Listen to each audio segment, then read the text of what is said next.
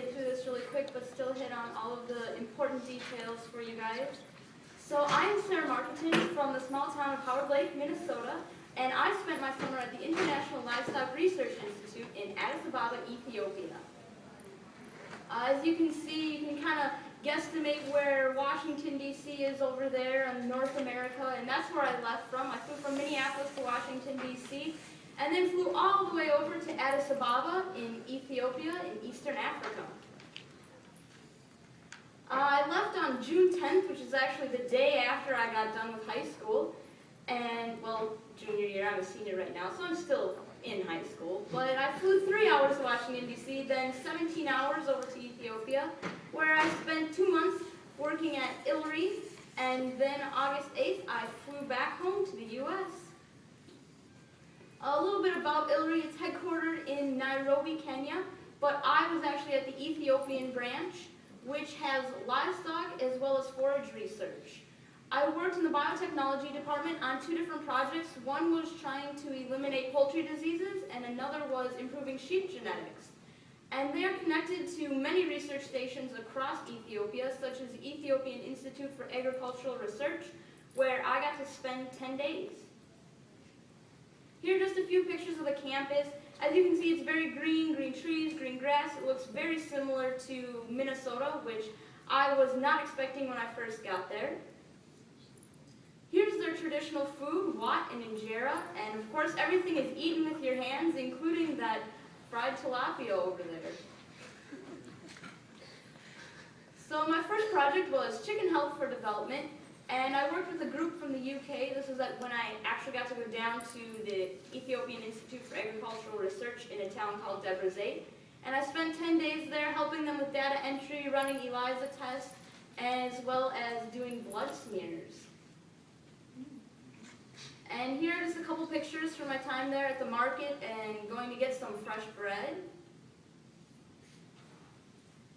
And on the top corner, I'm working on doing interviews with some different farmers. And then there are a couple pictures of the village that we were in. So again, you can see it's very green. Doesn't really look like the Africa I was picturing. And here is how we got around. They're called bajages. And they were always decked out, always playing very loud music, and when they saw a group of white people approaching, they quickly changed to American music. Here are some pictures from the lab down in Debrecen, and this was while we were running some ELISA tests, just seeing what kind of chickens had which diseases, which we were trying to get rid of. And here are some people that I spent time with down there. Now onto the sheep project. We were looking at phenotypic characteristics, trying to improve their genetics, and we conducted a ram selection to do this, and while the group I was with was conducting ram selection, I got to actually interview farmers with the help of a translator. So here's some pictures of the village and the corrals where the ram selection was happening. And I had a relatively mild food experience compared to some other interns that I've been talking to, but I'll just spend a little bit talking about my interesting food experience. So in Ethiopia, one of their delicacies is eating raw meat. And as you can see, it just kind of hangs out there in the open, and you go up to the window, you tell them that you want some of this. They cut a slab off, they throw it on a platter with a couple knives and some injera, and you just cut off your little chunk of raw meat, you wrap it up in your injera, dip it in a hot, spicy sauce, and that's what you eat. Now here we went down to the Rift Valley, which started to look more like the, I guess, stereotypical Africa, kind of what I pictured before I went to Ethiopia. And here, those are houses up in the corner that are just sticks covered with cloth, and you can see the calf down in the corner is just extremely skinny, all skin and bones, and there's not a whole lot around there for them to eat. They're suffering from a drought.